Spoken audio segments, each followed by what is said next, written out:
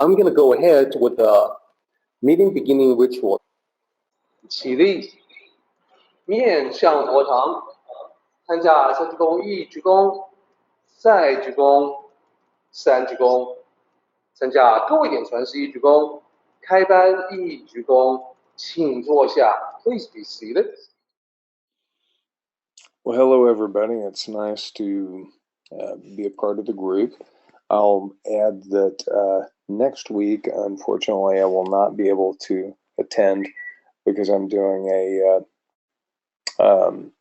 have a weekend-long workshop that's part of the Mindful Awareness Research Center at UCLA, so I'll be doing that. So I won't be able to join you, but I think Siwa Duran's going to come out and join you next week, Derek, so I'm sure she'll be looking forward to that. She has been for some time.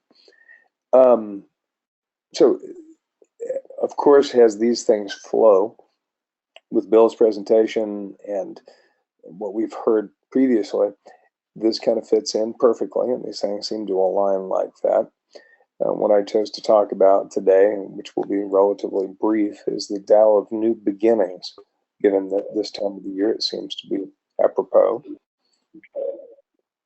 So what we look at is what is usually characteristic of new beginnings. Well, normally people start out kind of like our little guy here with a super excited face. Alex had talked about exercise, and that's very characteristic of this time of the year. Everybody has a resolution, or not everyone, but many people do, and they want to shift some things that have been happening in their life and get healthy again. So they end up with a super excited face. But then usually that excitement tends to wane in a very short period of time. And then we end up back in the same cycle that is usually characteristic of our life experience. And what I wanted to talk about is just several areas of life which that seems to be exhibited. Of course, the Buddhist principle of samsara, the endless cycle of birth and death, and the recycling of that continual suffering. And this principle is not that everything all the time is suffering life. It's just that, generally speaking, that elevated state of consciousness where everything is perfect union is not characteristic of most of our human experience. So usually we end up in pain, psychological, physiological, and there are multiple causes for that, but it is a cycle, and that's something that we can typically see, which is a repeatable pattern, which is, of course, part of the observation of the Tao. So when we start again, we look at several categories, and these are the three that I chose to focus on today. Fitness and diet, where we see kind of like our little guy on the previous page, I'm going to do it again. I'm going to do it this year. And then we have relationships. Someone that I know, I heard her say that my husband traded me in for a new model.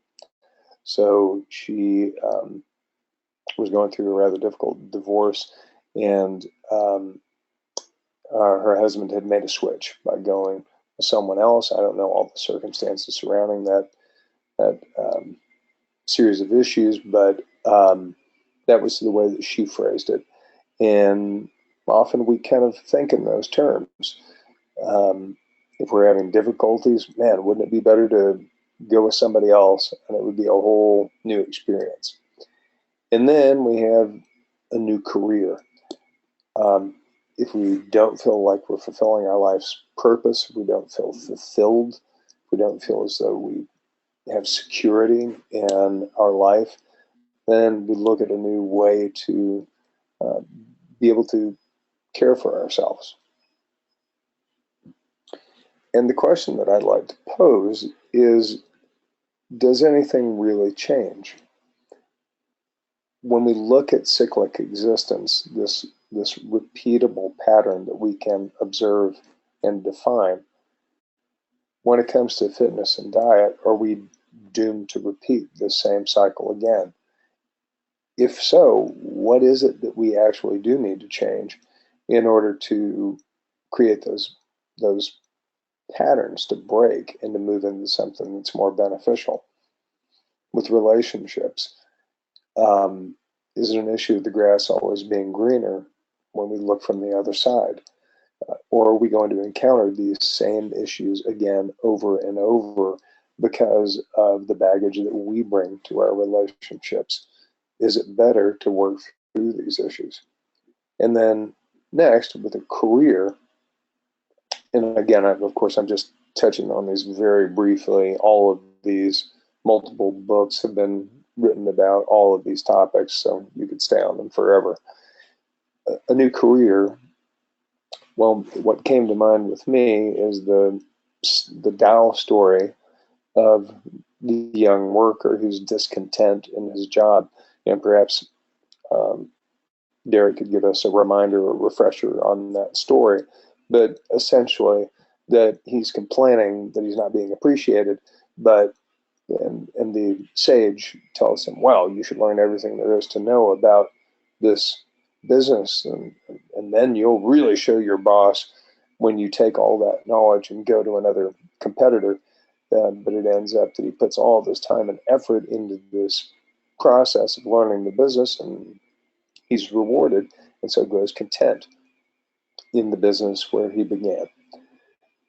So the question is, when it comes to these cycles, are we just trying to get an immediate fix, a change that saves us from the discomfort of moving through this process? And you guys, I hope you forgive me. My wife's out there pushing a vacuum. So if you hear the whirring going on, you'll know that's what's happening. So the next slide, pardon me, is how do we determine whether we actually do need to make a change or not? Well, this is evaluation and discernment. And how do we go through this process? Well, the first thing that we clearly need is a calm, steady mind. That we shouldn't make decisions based on an emotional impulse, because everyone is ignited. Our triggers are pulled under various circumstances. So we have to be calm and really take consideration. The second is taking the long view, looking at the long-term ramifications of these decisions, and also the long-term experience of our existence. Am I experiencing impatience based on my current mind state? And can I revisit this with a balanced mind, and I'll have a different perspective? Of course, when we talk about the Four Noble Truths that come out of Buddhism, our thoughts are the primary reason why we experience discontent, not really the external circumstances. And then, whispers from the universe. This is the refinement of intuition, really being sensitive and aware so that we can recognize natural patterns of energy, and are we flowing with them or are we flowing against them? So if we look at the long haul, with any circumstance, regardless of the portion of our life journey, it requires effort to build anything. If we look at the principle of karma, action, energy, we have to give energy in order to create anything. And then we look at effort that bears fruit versus effort that does not. So are you just swimming upstream? Usually what's characteristic of that is you don't see anything for your efforts. But if you place effort that bears fruit and you're moving forward, then perhaps that is a positive direction. Then we look at the natural cycles of ebb and flow. Know when to exert effort and when to reflect and rest. When we look at relationships, anyone who's been in a long-term relationship recognizes that there are cycles to those relationships, that we're deeply in love, and then we can't stand the face of the person who we wake up next to. This is part of the natural cycle.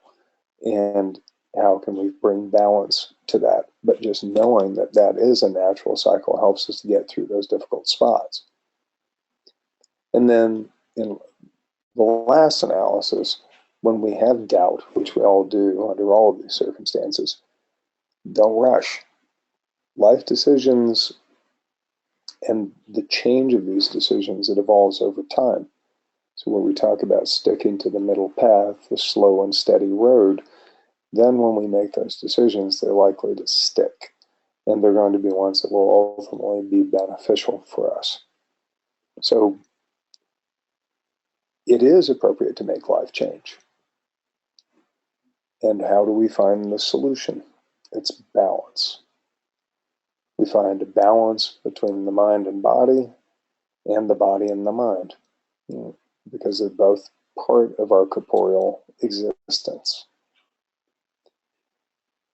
There's a gentleman who comes to our facility in Valencia who is an autistic man that was an accountant. And he really felt his life journey, what he was called to, was speaking as an advocate for those who are autistic.